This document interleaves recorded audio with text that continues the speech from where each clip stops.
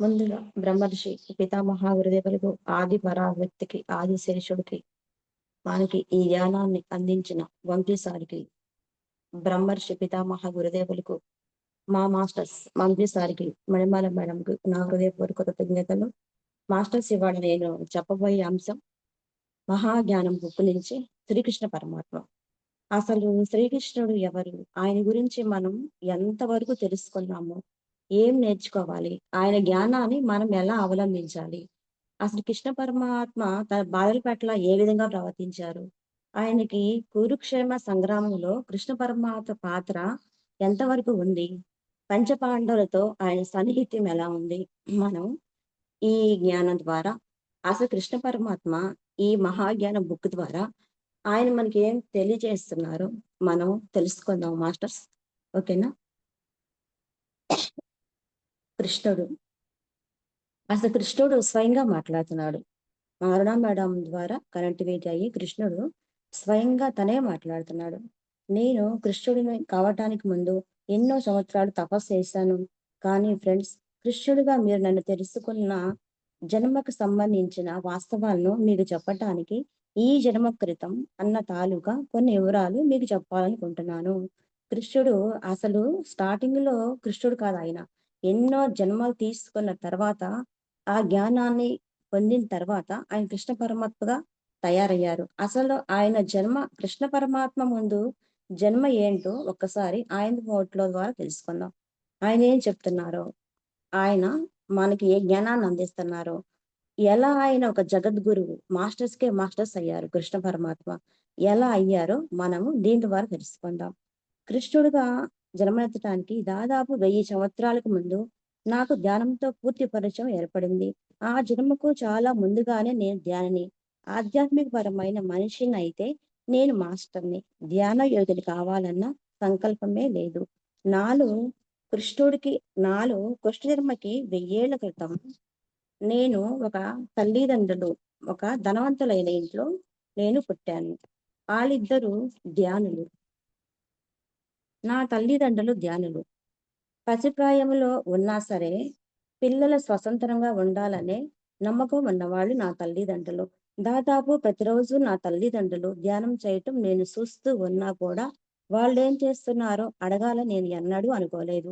ఏదో చిన్న చిన్న పనులు పెట్టుకొని, నా పాటికి నేను బిజీగా ఉండేవాడిని. అంతేకాకుండా చదువుల్లో కూడా అంతంత మాత్రంగా ఉండేవాడిని. నా తల్లిదండ్రులెన్నడూ నేను సాధించిన వాటికి నన్ను పొగడటం చేయలేకపోయినా వాటికి నన్ను తిట్టడం వంటివి చేసేవాళ్ళు కాదు. వాళ్ళు నాకు జీవితంలో ఒకే ఒక విషయాన్ని నేర్పారు. నీ మనస్సాక్షి పట్ల నువ్వు నిజాయితీగా ఉండు. దీనిని నెరవేర్చడం కోసం వాళ్ళు ఎలాంటి మార్గదర్శక సూత్రాలు చెప్పలేదు. ఫస్ట్ మాస్టర్స్ కృష్ణుడు ఏం చెప్తున్నాడంటే ఇక్కడ, ఫస్ట్ ఆయనకి ధ్యానం తెలీదు. కానీ తల్లిదండ్రులు మాత్రం ధ్యానం చేసేవాళ్ళు. ఆయన వాళ్ళ అమ్మా నాన్న ధ్యానం చేస్తున్నా దగ్గరికి వెళ్లి ఏంటి ఇలా చేస్తున్నారు అని అడిగేవాడు కాదు. వీళ్ళు తన పాటి తన శైలిలో బిజీగా ఉండేవాడు. ఏదో ఆయన ఆడతా పాడతా తన పాటి శైలిలో బిజీగా ఉండేవాడు. అప్పుడు వాళ్ళ అమ్మా నాన్న కృష్ణుని ఏమీ అడగలేదు. అలాగని ఏమి కోపగించుకోలేదు. తర్వాత కొన్నాళ్ళకి అసలు కృష్ణుడు ఈ ధ్యానంలోకి ఎలా వచ్చాడు, తల్లిదండ్రుల ద్వారా ఎలా నేర్చుకున్నాడో ఇప్పుడు చూద్దాం మాస్టర్స్. కానీ 7 ఏళ్ల వాడిగా నా పట్ల నేను నిజాయితీగా ఉండటం ఎంత ముఖ్యమో తెలుసుకున్నాను. నా స్నేహితుడు ఒకడు తన ఇంట్లో కొన్ని బంగారు నాణేలు దొంగతనం చేశాడు. వాళ్ళ అమ్మా నాన్న అడిగితే ఆ డబ్బు గురించి తనకేమీ తెలీదని బొంకాడు. ఆ తల్లిదండ్రులు చాలా పిరికివాళ్ళు. ఈ వ్యవహారంలో పొడుగు హస్తం ఎంతవరకు ఉన్నదో వాళ్ళకి బాగా తెలుసు. అయినా ఏమీ అనలేక ఊరుకున్నారు. కానీ కొన్ని రోజుల తర్వాత ఆ తల్లి నా దగ్గర చాలా ఏడ్చింది. అలా ఇంట్లో డబ్బు దొంగతనం చేయటం ఎంత తప్పో వాడికి అర్థమయ్యేలా నేను చెప్పగలిగితే నాకు చాలా రుణపడి ఉంటానని అన్నది. కృష్ణ పరమాత్మ ఇక్కడ తన ఫ్రెండ్స్ గురించి చెప్తున్నాడు. ఆయన ఫ్రెండ్ ఒక ఫ్రెండ్ ఉండేవాడు. కానీ ఇంట్లో తన తల్లిదండ్రికి తెలియకుండా ఇంట్లో డబ్బు దొంగతనం చేశాడు. డబ్బు, బంగారం. కానీ వాళ్ళ అమ్మా నాన్న ఏమి అనలేక ఊరుకున్నారు. కానీ వాళ్ళ అమ్మా నాన్నకు తెలుసు. ఈ బాబే మా బాబే దొంగతనం చేశాడని. చివరికి ఆ ఫ్రెండ్ ఎవరు? ఆ ఫ్రెండ్ కృష్ణుడు. తన దగ్గరికి వచ్చి, "కృష్ణ అట్లా డబ్బు దొంగతనం చేశాడు బాబు. నువ్వు చెప్తే వింటాడు. ఏదైనా సరే నువ్వు చెప్పి మందలించు కృష్ణుడిని. అలా చేయటం తప్పు కదా కృష్ణ అని కృష్ణుడి దగ్గర ఆ ఫ్రెండ్ వాళ్ళ అమ్మ, నాన్న చెప్పుకున్నారు. దానికి కృష్ణుడు ఏమంటాడో విందాం. కొడుకు ప్రవర్తన పట్ల ఆ తల్లిదండ్రుల వేదన చూసి ఆమె చెప్పినట్టు చేయాలని నిశ్చయించుకున్నాను. ఇంటికొచ్చి మా అమ్మ నాన్నలను ఈ సంగతంతా చెప్పాను. వాళ్ళిద్దరూ ముఖముఖాలు చూసుకున్నారే కానీ పైకేమీ మాట్లాడలేదు. కానీ వాళ్ళు చూపులు బట్టి వాళ్ళు నాతో ఏదో చెప్పాలని నిశ్చయించుకున్నారని నాకు అర్థమైంది. కృష్ణుడు ఇంటికొస్తాడు. ఇంటికొచ్చి అమ్మ నా ఫ్రెండు ఆ ఇంట్లో దొంగతనం చేశాడు. డబ్బు, బంగారం దోచుకున్నాడు. వాళ్ళమ్మ నాతో చెప్తుంది అని కృష్ణుడు వాళ్ళమ్మ నాన్న దగ్గర చెప్తాడు. అయితే వాళ్ళమ్మ నాన్న ఏమీ సమాధానం ఇవ్వలేదు. చూస్తూ అలాగే ఉండిపోయారు. వాళ్ళమ్మ నాన్న ఇద్దరు ఒకరి మొహాలు ఒకరు చూసుకుంటూ ఉండిపోయారు. ఏమి సమాధానం ఇవ్వలేదు. తర్వాత నా తండ్రి నాతో అన్నాడు, నాయనా, నీ ఆధ్యాత్మిక జ్ఞానాన్ని ఉపయోగించాల్సిన సమయం వచ్చేసింది. నీ అంతఃస్వేదనలో జ్ఞానం ఉంది. దాన్ని మేలుకొలుపు. నువ్వు దానికి విశ్లేషణ చేసుకొని, అవగాహన చేసుకొని ఉపయోగించాల్సి ఉంది. కృష్ణ, ఇప్పుడు ఇది కాదు.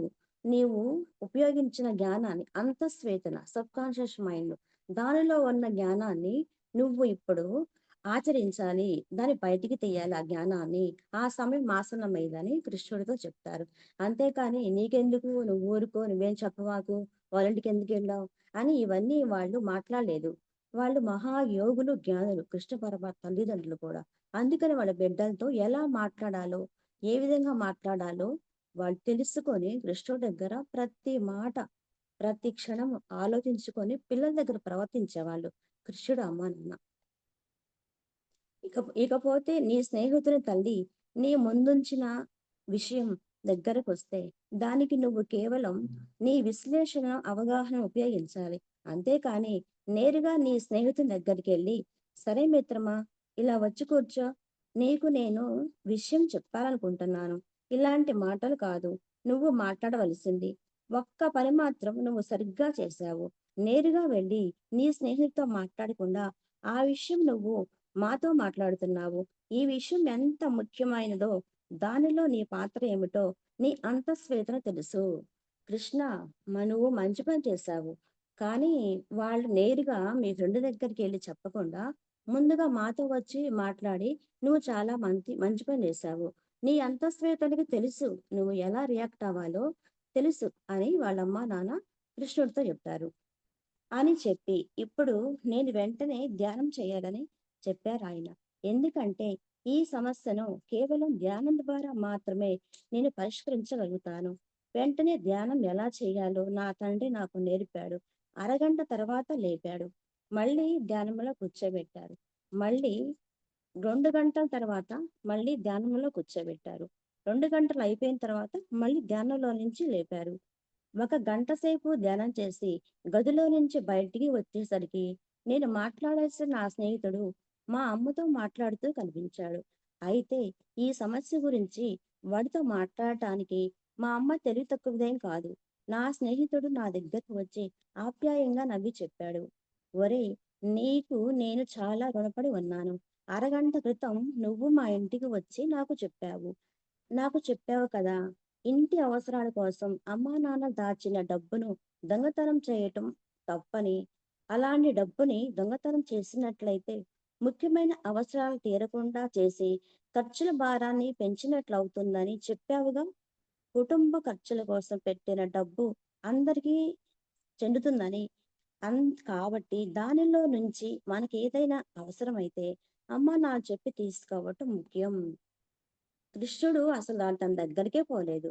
కానీ వాళ్ళ అమ్మా నాన్న ఏం చేశారు? ధ్యానంలో కూర్చోబెట్టారు. ఫస్ట్ ఒక అరగంట. తర్వాత గంట, 2 గంటలు ధ్యానంలో కూర్చోబెట్టారు. తర్వాత ఈయన ధ్యానంలో నుంచి బయటకొచ్చేసరికి కృష్ణుని ఫ్రెండ్ వాళ్ళ అమ్మా నాన్నతోటి మాట్లాడుతున్నాడు. అసలు ఇంటికే పోలేదు కదా! మరి ఎలా మాట్లాడుతున్నాడు? కృష్ణుడు వింతగా ఆశ్చర్యంగా చూస్తున్నాడు. ఇదేంటి మా ఫ్రెండ్ వచ్చి ఇలా మాట్లాడుతున్నాడు? కానీ మా అమ్మ తెలివిగలదే. మా అమ్మేం తెలివి తక్కువదేం కాదు. సమాధానం బానే మాట్లాడుతుందని కృష్ణుడు తనలో అనుకుంటున్నాడు. అది ఎలా సాధ్యమైంది? కృష్ణుడు కూర్చున్న ఆ గంట సేపు ధ్యానంలో తన ఫ్రెండ్ దగ్గరికి సూక్ష్మ శరీర జ్ఞానం ద్వారా వెళ్ళి మాట్లాడాడు. తను వెళ్ళినప్పుడు ఆ ఫ్రెండ్ కూడా ప్రశాంతంగా, మౌనంగా ఉన్నాడు. అందువల్ల కృష్ణుడు చెప్పిందంతా తను ఏకాగ్రతతో బాగా శ్రద్ధగా విన్నాడు. శ్రద్ధగా విని తరువాత లేచి ఇక్కడికొచ్చేసాడు. వాళ్ళ అమ్మా నాన్న దగ్గరికొచ్చాడు. కృష్ణుడి ఫ్రెండు. వచ్చి మాట్లాడుతుండగానే ఈ కృష్ణుడు ధ్యానంలో నుంచి బయటికొచ్చి వాళ్ళమ్మతో మాట్లాడుతుంది చూసి ఆశ్చర్యపోతున్నాడు. ఇదేంటి నేనింకా పోలేదు కదా! ఎలా వచ్చాడు నా ఫ్రెండ్ ఇక్కడికి? పైగా నేను చెప్పానంటున్నాడేంటి? నేనసలు పోలేదు గదా! అని కృష్ణుడు అనుకుంటున్నాడు. అప్పుడు తర్వాత తెలుస్తుంది ఆయనకి. ఓహో! అమ్మా, నాన్న నన్ను ధ్యానంలో కూర్చోబెట్టి, నా సూక్ష్మ శరీర యానం ద్వారా నా ఫ్రెండ్ దగ్గరికి పంపించి, నా సందేశాన్ని అతనితో చెప్పించినట్టున్నారు అని కృష్ణుడు గమనిస్తాడు. అక్కడి నుంచి స్టార్ట్ అయిందండి మన కృష్ణ పరమాత్మ ధ్యానం. అంతకుముందు 1000 సంవత్సరాల క్రితమే కృష్ణుడు ధ్యానంలో ఉన్నాడు. కృష్ణుడు జన్మకు ముందు చాలా ఎన్నో సంవత్సరాలు, ఎన్నో జన్మలు తీసుకొని ఆయన ఈ కృష్ణుడు తత్వాన్ని కృష్ణుడు ఒక జగద్గురుగా మారిపోయాడు. స్టార్టింగు ఈ కుటుంబంలో పుట్టాడు కృష్ణుడు. ఒక జన్మ గురించి ఇది మన మహాజ్ఞాన బుక్ ద్వారా మనకు చెప్తాడు. ఈ ధనవంతుల ఇంట్లో పుట్టిన తర్వాత అదృష్టం ఏందంటే వాళ్ళు ధ్యానులు. ధ్యానులు కావటం వల్ల కృష్ణుడికి మరింత మార్గం దొరికింది. ఒక ధ్యాని కావటానికి, ఒక జ్ఞాని కావటానికి. తరువాత వాళ్ళ అమ్మ ఏం చెప్తుందో చూద్దాం. మంచి తల్లిదండ్రులు మనకున్నట్లయితే తన అవసరాలన్నీ వాళ్ళ దృష్టికి కేవలం చాలా ముఖ్యం. మంచి తల్లిదండ్రులు మనకున్నట్లయితే మన అవసరాలన్నీ వాళ్ళ దృష్టికి తేవటం చాలా ముఖ్యం. అలా మన అవసరాలు వాళ్ళకి చెప్పటం ద్వారానే వాళ్ళకు మన గురించి అర్థం అవుతుంది. దాంతో మన అవసరాలను వాళ్ళు ఏ కారణంగా తీర్చకుండా ఆగరు. బిడ్డల కోరికలు, సరదాలు తీర్చడానికి ఏ తల్లిదండ్రులైనా ఆదుతగానే ఉంటారు కదా! నీ కోరికలు ఏ కారణంగానైనా వాళ్ళు తీర్చలేకపోతే, తాము ఎందుకు తీర్చలేకపోతున్నారో వాళ్ళు తప్పకుండా నీకు చెబుతారు. నువ్వు ఎలా చేస్తావు దొంగతనం నువ్వు? ఎందుకంటే మన అవసరాలు ఏంటో మనమ్మ నాకు తెలుసు గదా! అలా ఎందుకు చేస్తావు నువ్వు అని కృష్ణయ్య అడుగుతాడు. ఎందుకంటే వాళ్ళ అవసరాలు ఇప్పుడు దొంగతనం చేశావు. వాళ్ళు ఎన్నో ఖర్చుల్లో ఒక లెక్క రాసి పెట్టుకుంటారు. ఈ మాసం ఇలా వాడుకుందాం అని. మరి నువ్వు అలా చేయటం వలన ఇంట్లో ఉన్న ఖర్చులు మొత్తం ఆగిపోతాయి. అంతేకాకుండా నువ్వు అడిగి తీసుకుంటే నీకు ఏం కావాలో మీ అమ్మా నాన్నకి అర్థమవుతుంది. నీకేం అవసరమో, నీకెంత ఇవ్వాలో వాళ్ళకి స్పష్టంగా అర్థమవుతుంది. ఇలా చేయటం వల్ల వాళ్ళకి అర్థం కాదు. కానీ మన తల్లిదండ్రులు ఏం చేస్తారు? మన అవసరాల కొద్దీ డబ్బుని పక్కన పెట్టేసి ఉంచుతారు. కానీ మనం ఏదడిగినా వాళ్ళు కాదనరు అని కృష్ణుడు వాళ్ళ ఫ్రెండ్‌తో వివరంగా చెప్తాడు. ఆ వయసులోనే. ఏ వయసు? 7 ఏళ్ల వయసులోనే ఇదంతా జరిగింది. డబ్బు లేని కారణంగాను, ఆ పలానా కోరిక తీర్చటం వల్ల ఇంటి అవసరాలకి డబ్బు చాలదనో చెబుతారు. దాంతో మనకు మన తల్లిదండ్రులు ఏం చేయగలరు? ఏం చేయలేరు. సంబంధించిన వ్యవహారం ఇలా ఉన్నట్లయితే ఆ తల్లి, తండ్రి ఏ తల్లి, తండ్రి తాము ప్రేమించే తమ పిల్లల నుంచి ముఖ్యమైన గట్టి పునాదిని దూరం చెయ్యరు. ఈ పునాది పేరే ప్రేమ. అందరు తల్లిదండ్రులు తమ పిల్లల్ని ఎంతగా ప్రేమిస్తారంటే నీకు వ్యతిరేకంగా వాళ్ళేదన్నా చేస్తే ఎందుకు, ఏమిటి, ఎలా అని నువ్వు వాళ్ళని అడుగు. బిడ్డగా వాళ్ళ నుంచి సమాధానం రాబట్టే హక్కు నీకుంది. నీ తల్లిదండ్రులు నీకు ఇన్ని ఇచ్చినప్పుడు వాళ్ళ పట్ల నువ్వు నిజాయితీగా ఉండలేవా? కానీ కృష్ణుడు తన ఫ్రెండ్‌తో మాట్లాడతాడు.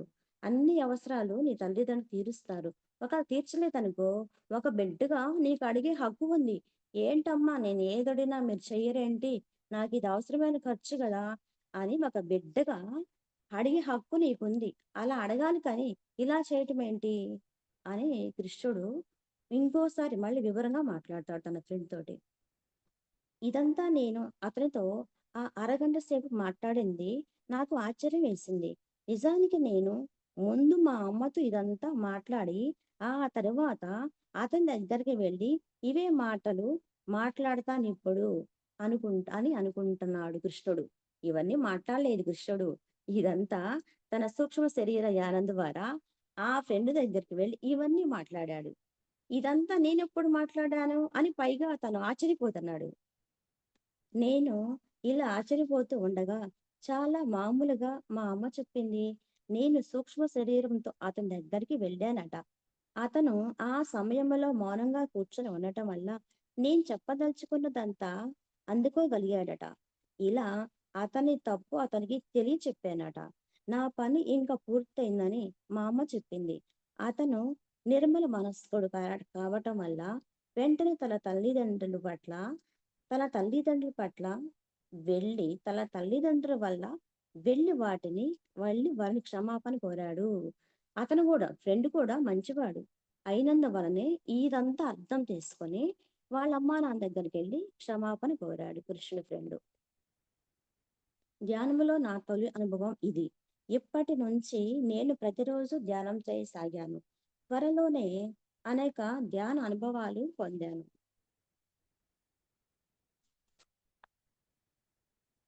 నా జ్ఞానాన్ని నేను నిత్య జీవితంలో ఆచరణలో పెట్టసాగాను. నేర్చుకున్న ప్రతి దాన్ని ఆచరణలో పెట్టసాగాను. దానికి తోడు నా తల్లిదండ్రులు నా గొప్ప గురువులు. నాకు కావలసినప్పుడల్లా వాళ్ళ దగ్గరికి వెళ్ళి ఆ వారంలో నేనేం నేర్చుకోవాలో చెప్పమని అడిగేవాడిని. మొదట్లో నన్ను నా గత జన్మలు చూసుకోమని, ఒక్కొక్క జన్మలో నేనేం నేర్చుకున్నానో కష్టపడి అర్థం చేసుకోమని చెప్పారు వాళ్ళు. ఫస్ట్ కృష్ణుడు అసలు వాళ్ళ అమ్మ నాన్న ధ్యానం చేస్తుంటే దగ్గరికి వెళ్ళేవాడే కాదు.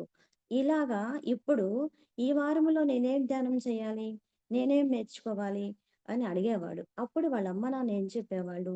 ఇది నేర్చుకో అని చెప్పి ఫస్ట్ సూక్ష్మ శరీర యానం ద్వారా అన్ని లోకాలు చూస్తూ పైగా నీవు ఎన్ని జన్మలు తీసుకున్నావు? ఏ ఏ జన్మలో ఎంత జ్ఞానం నేర్చుకున్నావు?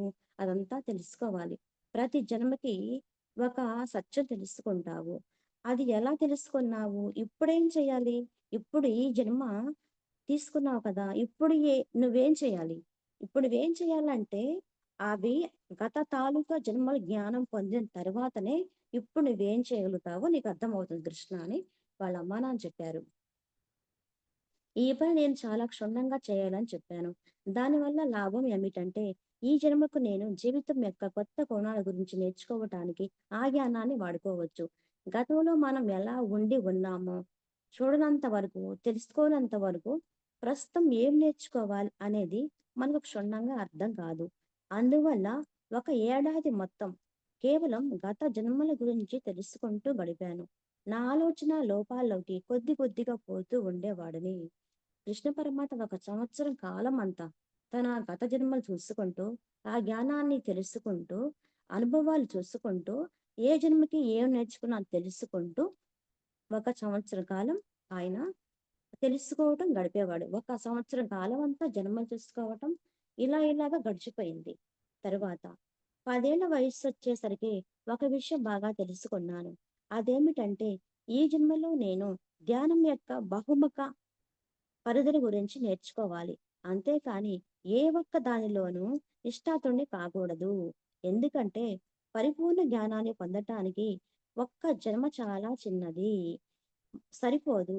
అందువల్ల నాకు ఎవరైనా ప్రతి పరిస్థితిని కూలంకుషంగా గమనించాలని నిశ్చయించుకున్నాను. కొన్ని క్షణాల పాటు కూడా అజాగ్రత్తగా ఉండకూడదు అనుకున్నాను. అలా నేను నేర్చుకోగలిగిన ప్రతిదీ నేర్చుకున్నాను. దాదాపు 150 సంవత్సరాల వయసులో చనిపోయాను. కృష్ణుడు ఎన్ని సంవత్సరాలు? 150 సంవత్సరాలు బతికాడు ఆ జన్మలో. తర్వాత చనిపోయాడు. ఉన్నప్పుడు ఏం చేస్తాడాయన? అమ్మో! ప్రతి క్షణం పవిత్రమైనది. ప్రతి క్షణం వృధా చేయకూడదు. అన్నిట్లో నిష్ణాతుడిని కావాలి. ఏ ఒక్క దానిలో కాకుండా ప్రతి దానిలోనూ నేను అన్నీ నేర్చుకోగలగాలి. అన్నిట్లో స శక్తివంతంగా, సమర్థవంతంగా నేను నేర్చుకొని ప్రతి ధ్యానానుభవాలు ప్రతి ధ్యానాన్ని కనిపిస్తున్న ప్రతి మనిషిని, ప్రతి చెట్టు దగ్గర నుంచి, ప్రతి మనిషి దగ్గర నుంచి నేనన్నీ నేర్చుకోవాలి అని కృష్ణుడు ఆ జన్మలో తెలుసుకున్నాడు. అప్పటి నుంచి సరిగ్గా 7 జన్మలెత్తాను. పరిపూర్ణత చెందిన మాస్టర్‌నయ్యాను. కృష్ణుడునయ్యాను. ఈ 7 జన్మలతోనూ 2 ముఖ్య విషయాలకు నేను పూర్తిగా అంకితమైపోయాను. అవి 7 జన్మలు. దీనికి కృష్ణ జన్మ పరిపూర్ణత చెంది ఈ జన్మలో మాస్టర్ అయ్యాడాయన. తర్వాత 7 జన్మల్లోనూ 2 ముఖ్యమైన విషయాలు ఆయన తెలుసుకున్నారు. అవేంటి? ఒకటి ధ్యానము. 2 నన్ను నేను విమర్శనాత్మకంగా విశ్లేషించుకొని అర్థం చేసుకోవటం. ఒకటి ధ్యానము. రెండవది ఆయన ఆయనంతట ఆయన అసలు నేను ఎవరు?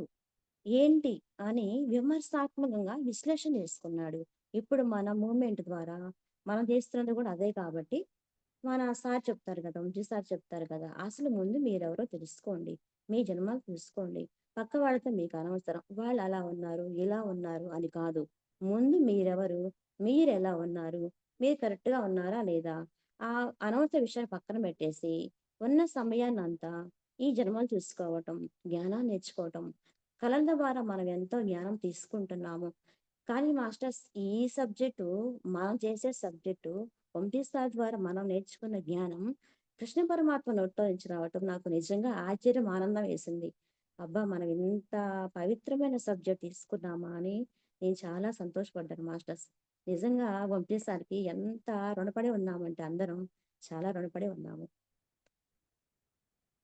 ఇతర లోకాల గురించి తెలుసుకున్నాను. ఇతరుల జీవితాన్ని, ఇతర జీవిత కార్యాలను స సవాళ్ళను, ఆలోచనలు ఎలా మాట్లాడాలో నేర్చుకున్నాను. రకరకాల మాస్టర్స్ గురించి, వారి పరిపూర్ణత గురించి, వారు సాధించిన వాటి గురించి తెలుసుకున్నాను. ఫస్ట్ ఏం చేశారాయన, ఫస్ట్ ధ్యానం గురించి తెలుసుకున్నారు. తర్వాత ఏం చేశారు, విమర్శాత్మకంగా తనను తాను చూసుకున్నాడు. తానెవరో చూసుకున్నాడు. తర్వాత ఇతర లోకాల గురించి, ఫస్ట్ ధ్యానము, తర్వాత జ్ఞానము, తర్వాత ఇతర లోకాల గురించి, తర్వాత ప్రతి ఒక్క మాస్టర్ దగ్గర నుంచి ఆయన ఏం నేర్చుకోవాలి? నేర్చుకున్నాడు. తెలుసుకున్నాడు. ఆహా! ఈ మాస్టర్ ఇలా నేర్చుకున్నారా? ఇలా పరిపక్వత చెందాడా ఈ మాస్టర్ దీనిలో? అని ప్రతి ఒక్కళ్ళు ఆయన గమనించడం ప్రారంభించాడు కృష్ణ పరమాత్మ. నేను అన్నీ క్షుణ్ణంగా నేర్చుకోవటం మొదలుపెట్టాను. ఒక్కో మాస్టర్ నన్ను ఎలా తీర్చిదిద్దగలడో అన్నింటినీ సాధించాను. అన్నీ అందరి దగ్గర నేర్చుకున్నాడాయన. తర్వాత ఒక్కో మాస్టర్ దగ్గర నుంచి నన్ను నేను ఎలా తీర్చిదిద్దుకోవాలో ఆయన నేర్చుకున్నారట. ఆయన ఎలా తీర్చిదిద్దుకోవాలో నేర్చుకున్నారు. ప్రతిదీ ఒక్క నిమిషం కూడా సమయం వృధా కానివ్వకుండా ఆయన నేర్చుకోవాలి తపంతో ఉండేవాడు. వివిధ భూమికల్లోనికి వెళ్ళటం నేర్చుకున్నాను. ఒక్కో భూమి గురించి వివరంగా నేర్చుకున్నాను. ఎందుకంటే ప్రతి భూమిక మనుషుల గురించి, మన గురించి కూడా తెలుసుకోవటానికి కొత్త ద్వారాన్ని తెరుస్తుంది. వివిధ భూమికలు, ఎన్నో భూమికల గురించి ఆయన నేర్చుకున్నాడు. ఒక్కో భూమి గురించి వివరంగా ప్రతిదీ క్షుణ్ణంగా ఆయన నేర్చుకునేవాడు. సెకండ్ వన్, నన్ను నేను విమర్శనాత్మకంగా విశ్లేషించి అర్థం చేసుకోవటం. ఫస్ట్‌ది ఏంటి? ఆయన అంతట ఆయన విమర్శాత్మకంగా విశ్లేషించి అర్థం చేసుకున్నాడు. అది ఎలా అర్థం చేసుకున్నాడు? చూద్దాం మాస్టర్స్ ఇప్పుడు. ప్రతిరోజు ప్రతి సంఘటన నాకు పాఠమే. ప్రతి వ్యక్తి నాకు పాఠమే. మనుషులు ప్రతి జన్మ కూడా వాళ్ళ జీవితాన్ని అర్థం చేసుకున్నాను. వాళ్ళు ఎలా ఉంటున్నారు? వాళ్ళు ఎలా ఆచరిస్తున్నారు? అని ప్రతిదీ pin to pin, point to point ఆయన అర్థం చేసుకోవటం, అవగాహన చేసుకోవటం నేర్చుకున్నాడు. వాళ్ళంతట వాళ్ళు వీలైనంత బాగా అర్థం చేసుకోవటానికి తోడ్పడుతుంది. వాళ్ళని వాళ్ళు వీలైనంత బాగా అర్థం చేసుకోవటానికి ఈ జ్ఞానం తోడ్పడుతుంది. నా చుట్టూ ఉండే చెట్ల నుంచి, జంతువుల నుంచి, గాలి, నీరు, రాయి, మట్టి, ఒకటేమిటి ప్రతి దాని నుంచి చాలా నేర్చుకున్నాను. వాటన్నిటితోటి మాట్లాడగలిగే వాడిని. మీతో మాట్లాడినట్లే వాడితో ఎంత బాగా మాట్లాడానంటే నాకు వర్షం కురిపించగలదేమోనని అడిగేవాడిని. కొన్ని నిమిషాల్లోనే వానలో తడిసి మొద్దయిపోయేవాడిని. మాస్టర్స్ ఆయన ఎంతగా ఎదుగుతున్నాడో అర్థమైపోయింది. అందరి దగ్గర చూసి నేర్చుకుంటున్నాడు. గాలి, నీరు, రాయి, మట్టి, ఒకటేమిటి ప్రతి ఒక్క విషయం అందరి దగ్గర నుంచి నేర్చుకుంటున్నాడు. తర్వాత ఇప్పుడు వర్షం పడితే బాగుండు అని అనుకునే లోపు కొన్ని నిమిషాల్లోనే వర్షం పడి ఆయన ముద్దయిపోయాడు. తడిచిపోయాడు. అంటే ఆయన అర్థం చేసుకున్నాడు. ఓహో! నేనెంత జ్ఞానం సంపాదించానా? నా జ్ఞానం ఎంతవరకు ఉంది అని. మరి చూసారా? మాస్టర్ ఆయన అనుకోగానే వర్షం పడిందంటే, అప్పటికాయన ఎంత పరిపక్వత సాధించాడు మాస్టర్స్ అప్పుడు. కృష్ణ పరమాత్మ. ఎంతో ఉంటే కానీ ఆయన అడగగానే వర్షం పడదు. అప్పటికి తను ఒకటికి పై మెట్టు, మెట్టు పై మెట్టు అన్నీ ఎక్కుతా, అన్నీ నేర్చుకుంటూ, అన్నీ చేస్తూ, అన్నీ చూస్తూ, అందరినీ గమనిస్తూ, చివరికి ఆయన మనసులో వర్షం పడితే బాగుండు అనుకోగానే, వర్షములో కొన్ని నిమిషాల్లోనే వర్షం పడి నడిచిపోవడం ఆయన గమనించుకున్నాడు. ఇవి మటుకు కొన్ని మాత్రమే. కృష్ణుడిగా పుట్టడానికి ముందు 7 జన్మలలో నేను క్షుణ్ణంగా నేర్చుకున్న రకరకాల కోణాలివి. ఇందుకు 900 సంవత్సరాలు పట్టినప్పటికీ క్లుప్తంగా కొన్ని పంక్తుల్లోనే చెప్పాను. మీకు ఎందుకంటే అవి ఆత్మ యొక్క వివిధ కోణాలు. ధ్యానం ద్వారా వీటిలోని ప్రతి ఒక్క దానిని మీరు ఆచరించాలని నేను కోరుకుంటున్నాను. అప్పుడే మీరు జ్ఞానానికి పరాకాష్ట అవుతాడు. ఇదంతా 900 సంవత్సరాలు పుట్టినప్పటి మాట ఇది. ఆయన కృష్ణ పరమాత్మ ముందు గురించి చెప్తున్నాడు. ఇదంతా ఎలా సాధించాడో చూడండి. ఆయన అన్ని కోణాల్లోంచి నేర్చుకోవటం మొదలుపెట్టాడు. ధ్యానాన్ని, జ్ఞానాన్ని. అంతేకాకుండా మనం కూడా మీరు కూడా ఇలా ఉండాలని చెప్తున్నాడు. మీరు కూడా ధ్యానానికి పరాకాష్ట అవ్వాలని ఆయన మనతో వివరంగా చెప్తున్నాడు. కృష్ణుడిని ప్రతి ఒక్కరూ ప్రేమించింది ఒక మనిషిగా కాదు, ఒక మాస్టర్‌గా. కృష్ణుడిని మనుషులు సమర్థుడు, శక్తివంతుడు అయిన మాస్టర్‌గా చేశారు. ఆయన శక్తి చూసి ఆయన గౌరవించారు. జ్ఞానానికి పరాకాష్ట అయిన కృష్ణుడికి వాళ్ళు తనను తాను అర్పించుకున్నారట. తనకు కృష్ణుడిలో ఏది కనపడిందో దానితో తాము కనీసం ఒక కణిక అయినా చాలని కోరుకున్నారు. కృష్ణుడిని పూజించారు. ఎందుకో తెలుసా? కృష్ణుడు వాళ్ళ కష్టాలను వాళ్ళ కష్టాలను బాధగలడు కనుక కృష్ణుడు ఒక జ్ఞానయోగి. అందుకే పాండవులు అతన్ని ఆరాధించారు. ఎందుకని కృష్ణుడు మనం ఆరాధిస్తున్నాము? తనను తాను తెలుసుకున్నాడు, సత్యం తెలుసుకున్నాడు, జ్ఞానం పొందాడు. అన్ని కోణాలను సత్యం తెలుసుకున్నాడు కాబట్టి, ఇప్పుడు మన జీవితంలో మనం ఏదైనా కృష్ణ నేను ఈ సమస్యలో ఉన్నాను, నీ ఆపదలో ఉన్నాను అనుకోగానే మనకి ఆయన సహాయం చేస్తున్నాడు. అంతటి స్థాయికి కృష్ణ పరమాత్మ ఎదిగాడు. అందులో ఇంకా మహాభారతంలో ఎంతమందికి ఆయన సహాయం చేశాడు? పంచపాండవులకి, మహాభారతంలో ద్రోణాచార్యులకి, అందరికీ కురుక్షేత్ర సంగ్రామంలో ఆయన పాత్ర చాలా ఉంది. మరి తాను తెలుసుకున్నాకనే ఇవన్నీ జరిగిపోయినాయి. ఇదంతా తెలుసుకున్నాకనే మహాభారత సంగ్రామంలో ఆయన పాత్ర ఎంతవరకు ఉందో మనందరికీ తెలుసు. ఎలా సాధించాడు ఆయన? ఈ ధ్యానం ద్వారా జ్ఞానాన్ని పొంది అలా సాధించగలిగాడు ఆయన. ద్రోణ, భీష్మ, నకుల, సహదేవ, కుంతి, అశ్వత్థామ లాంటి మాస్టర్స్‌కే మాస్టర్ కృష్ణుడు. ఎంతటి వాడయ్యాడో ఇప్పుడు అనుకున్నాం కదా మాస్టర్స్ మనం. ఎంతటి వాడయ్యాడో మాస్టర్స్‌కే ఆయన మాస్టర్ అయ్యాడు. భీముడు, నకుల సహదేవులు, అశ్వత్థామ ఇలాంటి పెద్ద మాస్టర్స్‌కే మాస్టర్ అయ్యాడు ఆయన. గోపికలు కృష్ణుని ఇష్టపడింది అతని అతని మురళి కోసం. తన సంగీత సామర్థ్యంతో వారిని 7 లోకాల్లో తిప్పేవారు. ఇలా బలరాముని ప్రియమైన తమ్ముడు కృష్ణుడు. ఆత్మ గురించి విమర్శనాత్మక విశ్లేషణ చేసి బోధించేవాడు కృష్ణుడు. కృష్ణుడు చాలా అద్భుతమైన భర్త. ఎందుకంటే అతనికి ఎరుక, తెలివి, శక్తి, జ్ఞానం అన్నిటికన్నా మిన్నగా ప్రేమ, వీటన్నింటినీ అతను తన భార్యలతో ఎవరు తన దగ్గర ఉంటే వారిపై అనుక్షణం కురిపిస్తుండేవాడు. ఒకే చైతన్యంలో ప్రతి చోట కనిపించేవాడు కృష్ణుడు. పరంపర ఆయన అంతటా పరాకాష్ట పొందిన మాస్టర్స్ కావాలి. ఆయన ఒకే చోట ఉంటూ ఒకే భార్య దగ్గర కాకుండా అందరి భార్యల దగ్గర ఒకే టైంలో ఉంటూ వాళ్ళ దగ్గర ఏం నేర్చుకోవాలి, ఒక స్త్రీ దగ్గర ఏం నేర్చుకోవాలో ఆయన అర్థం చేసుకున్నాడు కృష్ణుడు. అంతటి మహాయోధుడు, అంతటి జ్ఞాని తన భార్య దగ్గర ఒక స్త్రీ దగ్గర ఏం నేర్చుకోవాలో ఆయన ప్రతి క్షణం శ్రద్ధగా ఉంటూ ఏం నేర్చుకోవాలో వాళ్ళ భార్య దగ్గర కూడా నేర్చుకున్నాడు ఆయన. కృష్ణుడిగా నా జన్మలో మీరంతా గమనించిన వాటిలో ఇవి కొన్ని.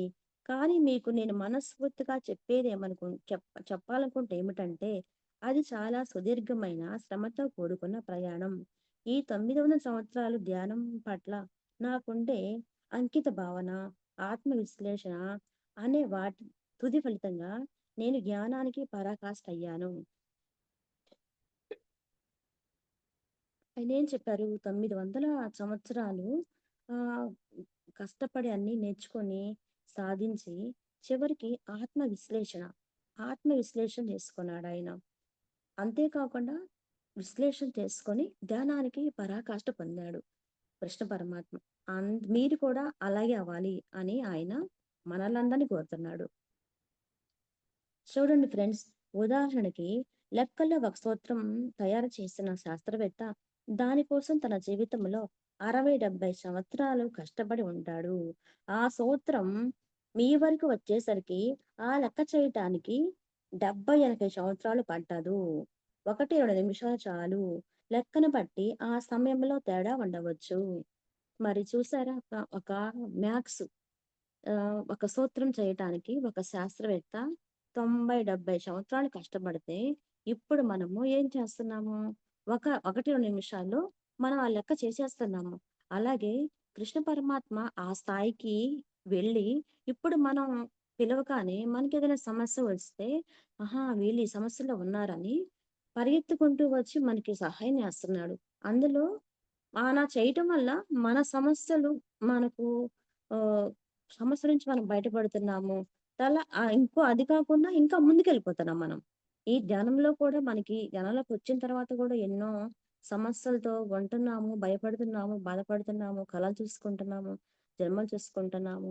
అయినా సరే ఆయన మాస్టర్స్‌కే మాస్టర్ కాబట్టి మనకు కూడా ఇప్పటికి ఆయన సహాయం చేస్తూనే ఉండటం వల్ల మనము ఇంకా ఇంకా ముందుకు పోగలుగుతున్నాము. మా మాస్టర్స్ అందరం మానవులు సంతోషంగా జీవించటానికి సరిపోయే సరియైన సూత్రాలపై పనిచేశాము. కనుక ఈ సూత్రాలు మీ అందరి కోసం ఇప్పుడు సిద్ధంగా ఉన్నాయి. ఫ్రెండ్స్, మీరు చేయవలసినదంతా ఒక్కొక్క మాస్టర్ దగ్గర నుంచి ఒక్కొక్క సూత్రాన్ని తీసుకొని మీ సమస్యలను పరిష్కరించుకోండి. అప్పుడు మరో మాస్టర్ దగ్గరికి వెళ్ళండి. చూడండి, అప్పుడు మొదలుపెట్టటం మంచిది. రేపు చేద్దాంలే అనుకుంటే ఆ రేపటికి నీలోని ఆధ్యాత్మిక చచ్చుబడిపోవచ్చు. అప్పుడు నేర్చుకోవటం అనేది కష్టతరం అవుతుంది. మీ మనోవికారాలు మిమ్మల్ని ఎంతగా కార్పిస్తాయంటే ఎంత జావ కార్చేస్తాయంటే, మీకు ఏది ముందు చేయాలో మీకు తెలియకుండా పోతుంది. ఇవాళ మీకేమీ తెలీదు. కనుక ధ్యానానికి, ఆత్మ విశ్లేషణకి సంబంధించిన ఏ సూత్రమైనా ఒక్కలాగే అనిపిస్తుంది. అందువల్ల ఎలాంటి అవసరం లేకుండా మొదట మీరు చిన్నదానితో మొదలు పెట్టేసుకోండి. ఇంకా ఏం చెప్తున్నారు? ప్రతి ఒక్క మాస్టర్ దగ్గరికెళ్ళండి. ఆ జ్ఞానం నేర్చుకోండి. పూర్తిగా నేర్చుకున్నాక మళ్ళీ ఇంకో మాస్టర్ దగ్గరికి వెళ్ళండి. అక్కడ నేర్చుకోండి. ఇలా ధ్యానంలో నిష్ణాతులవ్వండి. పత్రిసారి చెప్తారు కదా మాస్టర్స్, మరి అందరి వినండి. అందరి మాస్టర్స్ వినండి. అన్నీ మంచివే, అన్నీ గొప్పవే అని ఆయన చెప్పినట్టే ఈయన కూడా చెప్తున్నారు. ఎన్నో పుస్తకాలు చదవండి. సారేం చెప్తారు పత్రి సారు? ఈ పుస్తకం చదవండి, ఇది చదవండి, తులసీదళం, ఇంకా ఇంకా ఇంకా అనేక ఆత్మ పరిశీలన ఎన్నో ఉన్నాయి బుక్స్. ఇవన్నీ చదవండి. ఒక బుక్ చదివి ఊరుకోమంటున్నారా మన పత్రి సారు? ఏమంటున్నారు? అన్ని పుస్తకాలు చదవండి. అన్నీ మంచివే, అన్నీ గొప్పవే. కానీ ఏం చేయమన్నారు? ఈ పుస్తకంలో ఈ జ్ఞానం నేర్చుకొని రాసుకోండి. అది అవలంబించండి. దాన్ని ప్రస్తుతం మీ దైనందిన జీవితంలో అది ఉపయోగపెట్టండి. ముందు నేర్చుకున్నామా, క్లాసులు చెప్పామే కాకుండా, క్లాసులు చెప్పటం కాకుండా, నిజంగా ఈ విషయాన్ని ఎంతవరకు మనం జీవితంలో అవలంబిస్తున్నాము? నేర్చుకున్న జ్ఞానాన్ని ఎంతవరకు ఆచరిస్తున్నాము? అని చూసుకోమన్నారు. మన పత్రి సారైనా, ఈ కృష్ణ పరమాత్మ అయినా అందరూ ఒకే మార్గంలో ఒకేలా చెప్తున్నారు. నేను కృష్ణుని కావటానికి నాకు 10 శతాబ్దాలు పట్టింది. కనుక మీరేం చేయాలనుకుంటున్నారో మీరు నిర్ణయించుకోండి. ఏ లక్ష్యము లేకుండా జన్మ తర్వాత జన్మ తీసుకుంటూ వచ్చిన అవకాశాన్ని, సమయాన్ని వ్యర్థపరుస్తారా? లేక కాలాన్ని, వనరులని, అవకాశాల్ని పూర్తిగా వినియోగించుకొని ఏదో ఒకటి అవుతారా? మిత్రులారా, ఇదే నేను మీ పుస్తకం కోసం ఇచ్చే సందేశం. ఆయన వ్యర్థం చేసుకోవాకండమ్మా. జన్మని వ్యర్థం చేసుకోవాకండి. అన్నీ సత్యం తెలుసుకొని ఆచరిస్తూ వెళ్ళండి.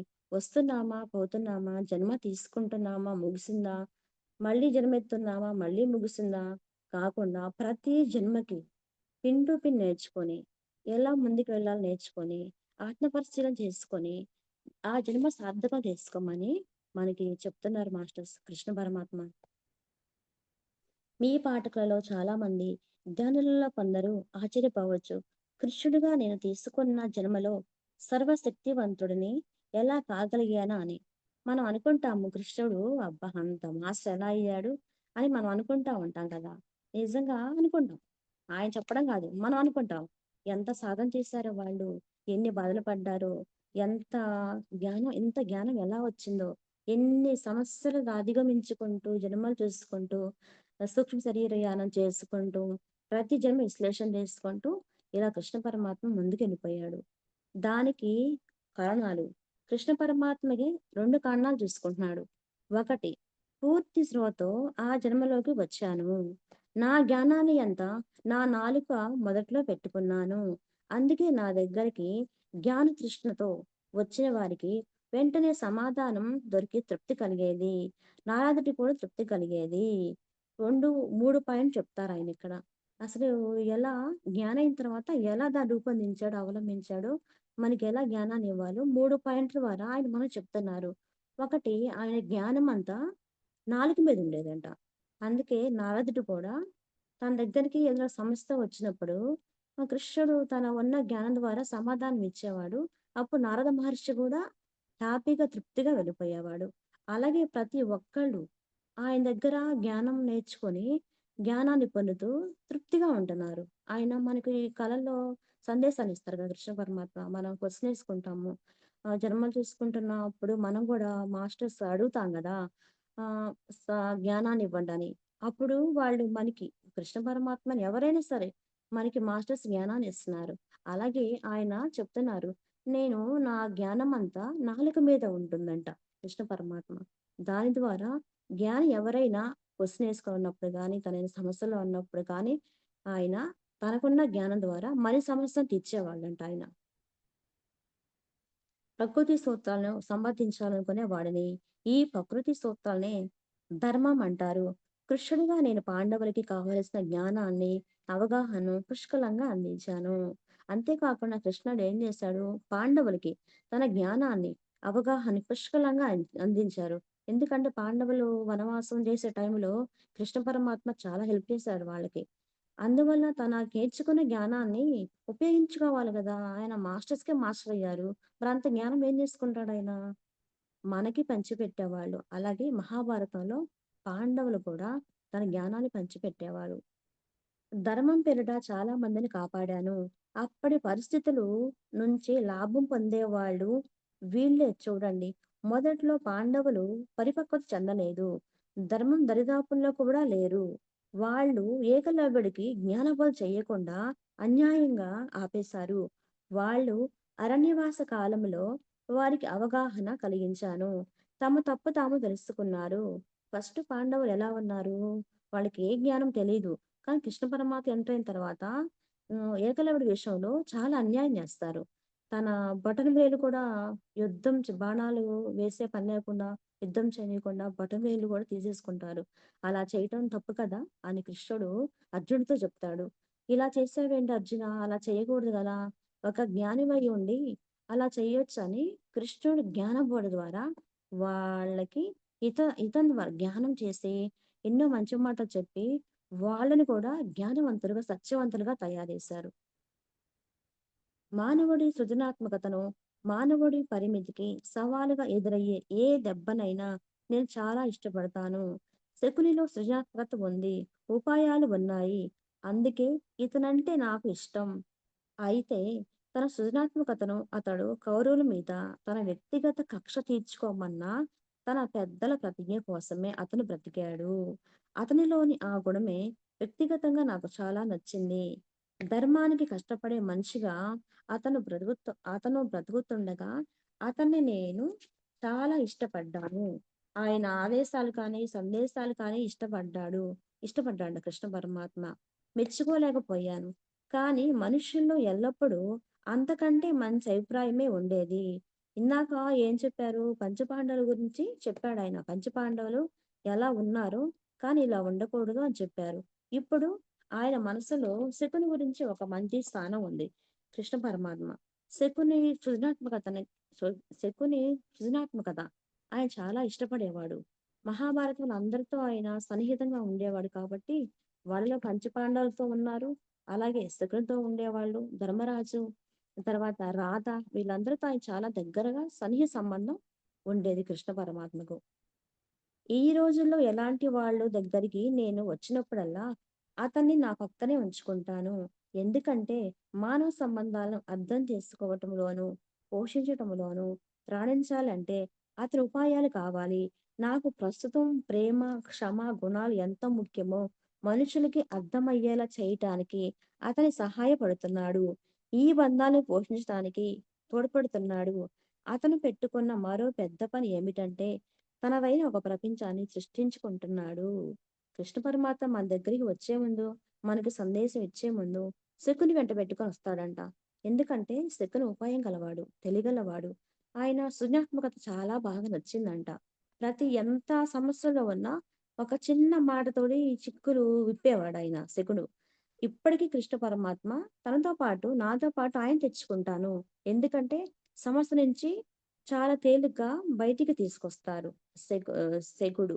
అందుకని కృష్ణ పరమాత్మ అతన్ని మెచ్చుకుంటూ ఆయన్ని పక్కన కూర్చోబెట్టుకొని మన దగ్గరికి వస్తుండేవాడు. సలహాలు ఇప్పటికీ ఇస్తుండేవాడంట. ద్రౌపది నాకు ప్రియమైన శిష్యురాలు. ఆమె ఎంత పటిమగల అద్భుతమైన మనిషి. ఎంత పటిమగల అద్భుతమైన మనిషి అంటే స్త్రీ స్వాతంత్ర పోరాటం జరిగే ఈ రోజుల్లో స్త్రీ పురుషుల సమానత్వాన్ని గురించి కేకలు వేసి ఈ రోజుల్లో ద్రౌపది కనుక ఉంటే నిజంగా ఆడదంటే ఎలా ఉండాలో ఈ బుద్ధి లేని ఆడవాళ్ళ అందరికీ చెప్పి వాళ్ళ మొహాలు పగలగొట్టి ఉండేది. స్త్రీ అంటే ఏమిటో, ఆమె ఉనికి ఎందుకు ఏర్పడిందో ద్రౌపది బాగా అర్థం చేసుకుంది. ఈ అవగాహనతో ఆమె మొత్తం విశ్వాన్ని నడపగలదు. ఇంకొకరి గురించి చెప్తున్నాడు కృష్ణ పరమాత్మ. ద్రౌపది ఫస్ట్ అర్జునుడి గురించి చెప్పాడు. తర్వాత శకుడు, తర్వాత ద్రౌపది. శకుని గురించి చెప్పాడు, అర్జునుడి గురించి చెప్పాడు. ఇప్పుడు ద్రౌపది గురించి చెప్తున్నాడు. ఎందుకు ద్రౌపది చాలా శక్తిమంతురాలు. ఇప్పుడే గనక ఈ సమాజంలో ద్రౌపది ఉన్నట్లయితే అందరికీ మొహం పగలగొట్టేటట్లుగా ఆమె చేసేదంట. ఇప్పుడు ఉన్న ఆడవాళ్ళ తీరు ఆమెకి నచ్చేది కాదు. ఆమె కనుక ఇప్పుడు ఉంటే ఈ సృష్టి ఇలా ఎందుకు ఇలా ఉంటుంది? చాలా మార్పులు వచ్చాయని ద్రౌపది గురించి చెప్తున్నారు ఆయన. తర్వాత ఆమెకి ఎంత శక్తి ఉంది? ఒక ప్రపంచాన్ని, ఒక విశ్వాన్నే పోషించగల శక్తి ఉందని ద్రౌపదికి కృష్ణ పరమాత్మ చెప్తున్నాడు. ఆమె లేనప్పటికీ ఆమె తెలివితేటలకి, సామర్థ్యానికి, కనపడలేని తనానికి, కపటం లేని తనానికి, ఓర్పుకి, అందానికి ఆమెను ఆరాధించాను, మెచ్చుకున్నాను. ఆమె భర్తల్లో ఏ ఒక్కరి గురించి ఏనాడు ఆమె మీద ఎలాంటి ఫిర్యాదు రాలేదు. పైగా ఏం చెప్తున్నారు? ఆమె తెలివితేటలు, ఆమె సామర్థ్యం గురించి చెప్తున్నారు. ఆమె ఓర్పుకి, అందానికి ఆమెను ఆరాధించేవారంట కృష్ణ పరమాత్మ. అంతేకాకుండా ఆ ఐదుగురు భర్తల్లో ఎవ్వరూ తన మీద కంప్లైంట్ ఇచ్చేవాళ్ళు కాదని చెప్తున్నారు. ఆమె అత్తగారికి ఆమె అంటే చాలా ఇష్టం. నిజానికి ఐదుగురు సమానంగా పంచుకోండి అని తానన్న ఒక్క మాటకి కట్టుబడి సంప్రదాయబద్ధంగా అర్జునుడితో వివాహమైన పాండవుల ఐదుగురిని సమానమైన ప్రేమతో నెగ్గకు రాగలిగిన ఆమె సామర్థ్యానికి అబ్బురు పడుతూ ఉండేది. ఆయన ఏం చెప్తున్నారు? వాళ్ళ అత్తగారికి కూడా ద్రౌపది అంటే చాలా ఇష్టమంట. అందులో అర్జునుడితో వివాహమైనా సరే పాండవులందరితోని సమానంగా ఉండేదంట ఆమె. పంచపాండవుల భార్య కదా! పంచపాండవులు పెళ్లి చేసుకుంది ద్రౌపది.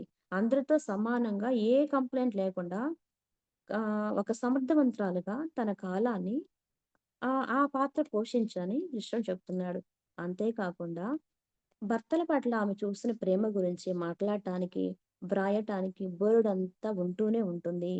రాధ, రుక్మిణి ఇద్దరు ఆమె తనకన్నా వయసులో చిన్నదైనా కూడా ఆమెని ఆదర్శంగా భావించారు. అంతేకాకుండా రాధ, రుక్మిణి వాళ్ళకన్నా చిన్నది. ఎవరికన్నా చిన్నది? రాధ కన్నా, రుక్మిణి కన్నా ద్రౌపది చిన్నది. అయినా సరే వీళ్ళు ఆమెను ఆదర్శంగా తీసుకొని కొన్ని కొన్ని నేర్చుకునే వాళ్ళంట వీళ్ళు కూడా ద్రౌపది దగ్గర. తర్వాత నేను అభిమానించే వాళ్ళు నా భార్యలు.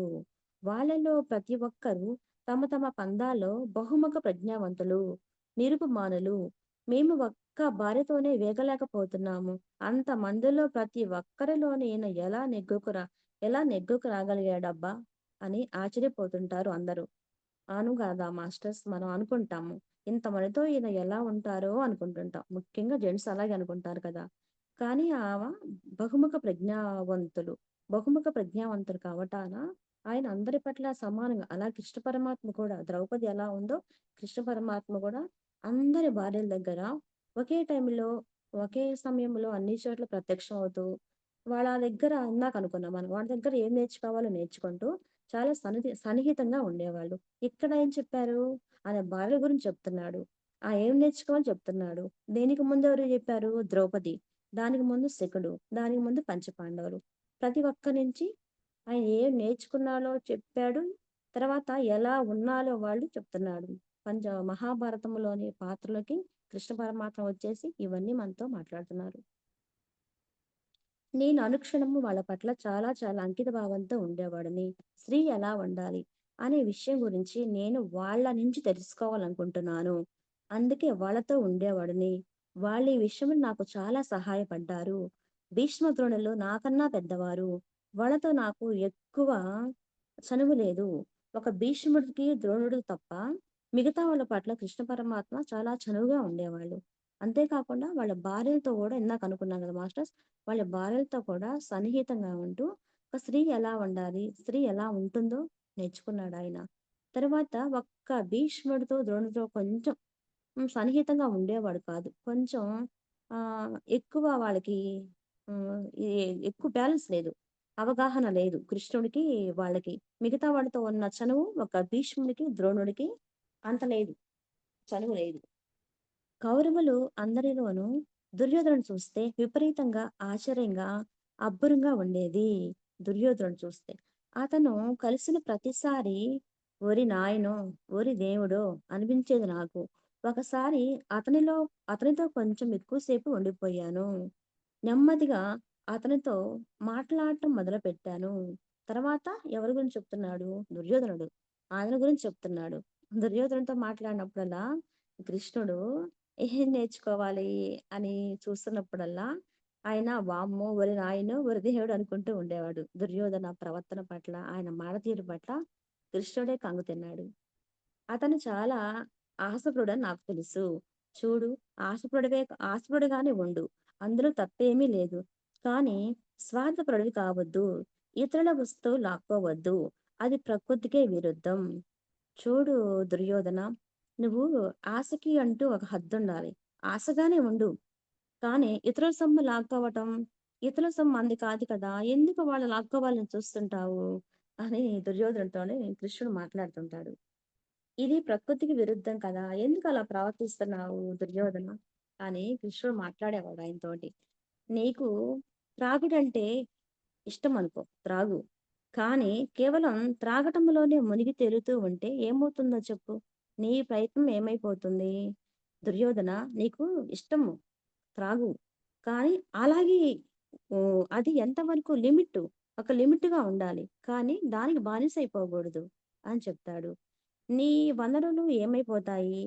దానికతను సరే నేను చచ్చిపోవచ్చు. కానీ కృష్ణ, అధికారం అనేది ఒక మనోవికారం అని నన్ను ఎందుకు నేర్చుకోనివ్వవు? ఎంతగా అధికారం నీ చేతిలోని వస్తూ ఉంటే, అంతగా నువ్వు దానిపై వెళ్ళిపోవాలనుకుంటున్నావు అని నన్ను తెలుసుకోనివ్వవెందుకు? కృష్ణ, ఎందుకు నువ్వు నాతో ఇలా మాట్లాడతావు? అధికారం ఉండాలి కదా! అధికారం ఉంటేనే కదా! దాని విషయంలో నన్నెందుకు కొంచెం వెనక్కి లాగుతుంటావు? అధికారం అనే తృష్ణ ఉండాలి. అధికారం చెయ్యాలి. ఇంకా ఇంకా అధికారం వస్తుంటే ఎలా వదిలేసుకుంటాము? అని మాట్లాడుతుంటాడు. ఇలాగే బ్రతకాలని ఉంది. సరే నువ్వు చేసిన తప్పిదాలను దుర్భరమైన చావు చస్తావురా నాయనా అని, కానీ చిన్న చిన్న పనికిమాలిన పాఠాలు నేర్చుకుంటూ రుచి, పచి లేని జీవితాన్ని ఎంతకాలం బ్రతుకుతాం?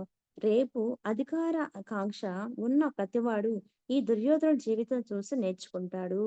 ఇంకా కృష్ణుడి మాట వినడు. వినకపోగా దుర్యోధనుడు ఏం చెప్తాడు? "నువ్వంతే అంటావులే కృష్ణ. కానీ రేపు రాబోయే రోజుల్లో దుర్యోధనుడు ఇలా ఉండేవాడా అని నా దగ్గరే పాఠాలు నేర్చుకుంటారు మానవులు. రాబోయే రోజుల్లో నన్నే మెచ్చుకుంటారు. నన్నే ఫాలో అవుతూ ఉంటారు" అన్నట్టు మాట్లాడతాడు. వాస్తవంగా ఆలోచిస్తూ, మామూలు జీవితాన్ని నువ్వు ఎందుకు బ్రతకకూడదు అన్నాడే కాని, చెప్పిన మాట వింటేగా? ఎన్నడూ విన్నవాడు కాదు. దుర్యోధనుడికి అధికార దాహం ఉంటే వాళ్ళ నాన్న బుర్ర తక్కువవాడు. కొడుకు చేస్తున్న పనులకు, ఆలోచనలకు వాడిని ఒక్కసారైనా కోప్పడినవాడు కాదు. నేను మాత్రం ఎంత పని చేసేది? కానీ ఆయన గురించి ఏం చెప్పారు కృష్ణ పరమాత్మ?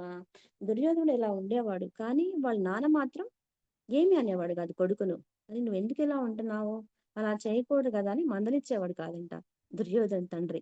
కృష్ణ పరమాత్మ ఎంతవరకు నేను చెప్పగలుగుతాను? వింటేనే నా మాట అని ఆయన గూడా చెప్పినంత చెప్పి చివరికి మెలకుండా ఊరుకున్నారు. ఇది దుర్యోధన విషయంలో కృష్ణుడి పాత్ర. ఇకపోతే వివరంగా, విపరీతంగా జాలి పుట్టించేవాడు, ఘోరంగా నాశనమైపోయినవాడు కర్ణుడు. కురు పాండవులందరిలోకు నేను ఎక్కువ ఇష్టపడేది అతననే. అతను గొప్ప జ్ఞాని మాత్రమే కాదు, చాలా గొప్ప జ్ఞాని కూడా. అతని శక్తులు అతన్ని వంచాయి అంటే దుర్యోధనుడికి సాయం చేయాలనుకున్నందువల్ల కాదు. కర్ణుడికి ఉన్న శక్తులు ప్రతి దాని పట్ల దుర్యోధనుడికి ఉన్న చెడు ఉద్దేశాలే కారణం. ఇంకో వ్యక్తి గురించి చెప్తున్నాడు కృష్ణ పరమాత్మ. ఇంకో వ్యక్తి ఎవరు? కర్ణుడు. కర్ణుడి గురించి ఇక్కడ ఆయన మాట్లాడుతున్నారు. ఎలాగా కర్ణుడు అంటే చాలా గొప్ప ధ్యాని, చాలా కరుణామయుడు కర్ణుడు. కానీ ఆయన ఎవరితో సహాయం చేయటం వలన దుర్యోధనుడికి సాయం చేయటం వలన ఆయన కొంచెం తక్కువ స్థాయిలో ఉండిపోయాడని చెప్తున్నాడు. కానీ కర్ణుడు అంటే కృష్ణ పరమాత్మకి చాలా ఇష్టం. కర్ణుడికి తన శక్తులు ఏమిటో, తన బలహీనతలు ఏమిటో బాగా తెలుసు. కన్న తల్లి కళ్ళెదుట ఉండి కూడా అతను అనాథ అయిపోయాడు. జ్ఞానవంతులన్న గొప్ప కుటుంబానికి చెంది ఉండి కూడా సూతుడు అని అవమానింపబడ్డాడు. కర్ణుడి గురించి ఏం చెప్తున్నాడు? కర్ణుడు చాలా శక్తివంతులు. తన శక్తులు ఏమిటో, తన బలహీనతలు ఏమిటో ఆయనకే తెలుసు. కన్న తల్లిదండ్రి ఎదురుగా ఉండి కూడా ఒక సూతుడుగా ఆయన ఉండిపోయాడు. అవమానింపబడ్డాడంట కర్ణుడికి. తల్లి ఉంది, తండ్రి ఉంది, ఎదురుగానే ఉన్నా కూడా ఒక సూతుడిగా ఆయన అవమానింపబడ్డాడు. ఇన్ని కారణాల వల్ల కౌరవులు, పాండవులు, నా భార్యలు, నా గోపికలు, నా గురువు, ప్రతి ఒక్కటి కన్నా కర్ణుడు అంటే నాకు ఎక్కువ ప్రీతి. చూసారా మాస్టర్స్, ఎంతమంది ఉన్నా కూడా ఒక భార్యలు, గురువు, గోపికలు ఎంతమంది ఉన్నా సరే కర్ణుడు అంటేనే కృష్ణుడికి ఎక్కువ ప్రీతి. అతని కుటుంబం, అతని కపటం లేని తనం, భక్తి, భక్తత్పరత, వీటన్నిటి వల్ల అతనంటే నాకు ఎంతో ఇష్టం. అసలు ఎందుకు ఇష్టం కృష్ణుడికి కర్ణుడంటే? కపటం లేనితనం. ఆ ఆయన ఎలా ఉండేవాళ్ళు? కపటం లేనితనం అంటే కల్లా కపటం లేనితనంగా ఉండేవాడు. నిజాయితీగా పడిగా ఉండేవాడంట కర్ణుడు. అందువల్ల మిగతా వారందరికంటే చివరికి తన గోపికలు, భార్యల కన్నా, గురువుల కన్నా కర్ణుడు అంటేనే ఇష్టం అని చెప్తున్నాడు. ఇదే అయ్యలారా మీకు నేను చెప్పదలుచుకున్నది. ప్రస్తుతం నేను మహాకాణ లోకాల కన్నా పై లెవెల్‌లో పరిశోధన పద్ధతి గురించి పనిచేస్తున్నాను. ఆయన ఏం చేస్తున్నారు చివరికి చెప్పేశారు కృష్ణుడు. మనకి కూడా చెప్పేశారు. ఎంతో జ్ఞానాన్ని ఇచ్చారాయన. చివరికి ఇప్పుడు ఆయన ఎక్కడున్నాడో చెప్తున్నాడు. మహాకాణ లోకాల పైన ఇంక పరిశోధన పద్ధతి గురించి పనిచేస్తున్నాను. మహాకాణ లోకాల కన్నా పై లోకాల్లో, పై లెవెల్‌లో పరిశోధన పద్ధతి గురించి ఆయన ఇప్పుడు ప్రస్తుతం ఆయన వర్క్ చేస్తున్నారంట కృష్ణ పరమాత్మ. జ్ఞానుల గుంపు కనపడితే చాలు నేను అటువైపు ఆకర్షింపబడతాను. అలాగే మీ వైపుకి కూడా ఆకర్షిత అయ్యాను. ఎలాగా? జ్ఞానుల గుంపు. ఒక పత్రిసారి గుంపు అంటే ఆయన చాలా ఇంట్రెస్ట్ గా ఉండేవాళ్ళంట కృష్ణ పరమాత్మ. ఎప్పుడు వెళ్ళి వాళ్ళ దగ్గరికి వెళ్దామన్నట్టుగా చూసేవాడంట. వీలైనంత మంది జ్ఞానాన్ని పంచాలని, మీ పత్రి గ్రూప్ వాళ్ళు చేస్తున్న ప్రయత్నంలో ఉత్సాహంగా పాల్గొనాలని నాకుంది. మన పత్రిసారి బ్యాచ్ ఎక్కడున్నా సరే మన గ్రూపులోకి రావాలని కృష్ణుడికి ఉత్సాహంగా, ఉల్లాసంగా ఉంటుందంట. కానీ నా పనితో నా కన్నులు నాకస్సలు తీరికే దొరకదు. కానీ నా పనితో నాకస్సలు తీరికే దొరకదు. దొరికిన కాస్త సమయాన్ని ప్రస్తుతం మీకోసం ఉపయోగిస్తున్నాను. మహా కృష్ణ పరమాత్మ ఆయనకసలు దొరకదంట. సమయం దొరకదు. దొరికిన కాసేపు ఆయన మన కోసం ఉపయోగిస్తున్నారని చెప్పారు. అంతేకాకుండా పత్రి గ్రూపుల్లో ఉంటూ, పత్రిసార్ బ్యాచీలో ఉంటూ అంటే మనమందరం ఒక గుంపుగా శాకాహారాలు ఇయన్నీ చేస్తుంటాం గదా మాస్టర్స్ మనం. పిరమిడ్‌లని వాటికని వీటికని తిరుగుతూ ఉంటాం గదా!